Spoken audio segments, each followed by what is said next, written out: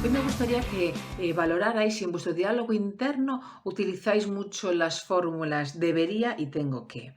Debería estar ya trabajando, tengo que hacerlo perfecto, debería haberme dado cuenta.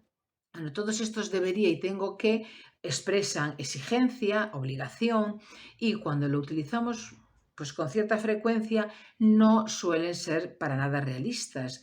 De hecho, nos inventamos obligaciones, pero de manera que cada debería que yo me hago normalmente me supone un peso extra sobre mi cabeza y no me ayuda para nada a motivarme ni a avanzar.